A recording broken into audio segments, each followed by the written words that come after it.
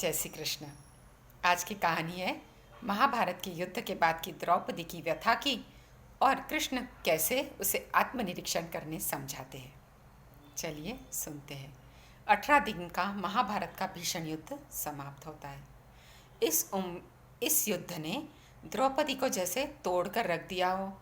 उसकी उम्र मानो 80 वर्ष की हो गई हो, शारीरिक रूप से भी और मानसिक रूप से भी।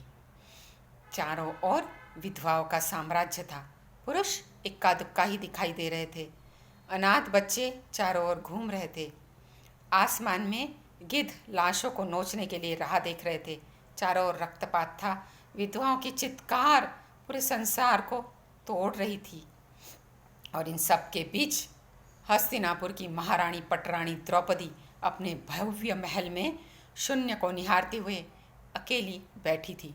तभी वहाँ कृष्ण आते हैं। द्रौपदी कृष्ण को देखकर तुरंत दौड़ के कृष्ण के पास जाती है और उनके सीने से लपटकर रोती रहती है। द्रौपदी रोती ही रहती है और कृष्ण उसके सिर पर हाथ फेरते रहते हैं, सहलाते रहते हैं उसे। थोड़ी देर बाद उसे शांत कर समीप के पलंग पर बिठाते हैं और उससे पूछते हैं, द्रौपदी शांत हो जाओ। द्रौपदी कहती है, ये क्या हो गया सखा, ऐसा तो मैंने नहीं सोचा था। कृष्ण कहते हैं, याज्ञसेनी तुम्हें तो खुश होना चाहिए। तुम्हें तो कौरव का लहू चाहिए था, दुर्योधन और दुशासन का लहू चाहिए था। तुम्हें मिल गया और देखो सारे कौरव समाप्त हो गए, एक भी नहीं बचा। तुम्हें तो प्रसन्न होना चाहिए पांचाली। द्रौपदी कहती है, कृष्ण तुम मेरे घावों को सहलाने आए हो या उन पर नमक छिड़कने आए हो? कृष्ण कहते हैं, नहीं पांचाली, मैं तुम्हें वास्तविकता का परिचय करवाने आया हूँ। द्रौपदी पूछती है, तो क्या इस युद्ध के लिए सिर्फ मैं जिम्मेदार हूँ कृष्ण? कृष्ण कहते हैं, नहीं पांचाली, अपने आप को इतना महत्वपूर्ण भी ना समझो, लेकिन तुम अपने कर्मों में थोड़ा ध्यान रखती तो परिणाम शायद कुछ और होते। द्रौपदी पूछती है, मैं क्या कर सकती थी कृष्ण? कृष्ण कहते हैं,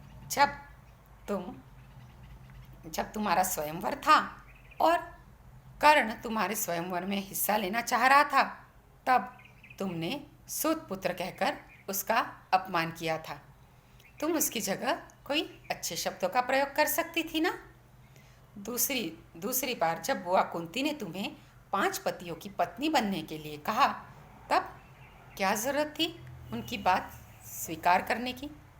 तीसरी बार जब इंद्रप्रस्थ में दुर्योधन तुम्हारे मेहमान थे, तब अंधे का पुत्र अंधा कहकर उसे अपमानित किया और इतना हंसी कि उस अपमान उसे दोगुना और तिगुना लगने लगा। अपने अतिथि का ऐसा अपमान अगर तुम न करती तो शायद परिणाम कुछ और होता। हमारे शब्द भी हमारी कर्म है द्रौपदी, इसीलिए हमें अपना हर शब्द तोल मोल कर बोलना चाहिए। इसीलिए तो कहते हैं, बोल बड़े अनमोल है, तोल मोल के बोल, पहले भीतर तोल ले फिर तू मुख से खोल। बोल एक बार निकल गया फिर उस पर हमारा कोई अधिकार नहीं रहता। इसीलिए तो कहते हैं कि शब्दों को हमेशा सोच कर बोलना चाहिए। लेकिन कुछ शब्द ऐसे हैं जिसे हम हमेशा बोल सकते हैं, जिससे हम भी खुश रहते हैं और हमारे परिवेश भी खुश रहता है, आसपास के लोग भी खुशखुशाल हो जाते हैं। कौन से शब्द? चलिए साथ में पढ़कर बोलते हैं। हे प्रभु, मैं शुक्रिया करूँ भी तेरा तो कहाँ तक करूँ, मेरा सिर झुका कम, तेरे एहसान बहुत है।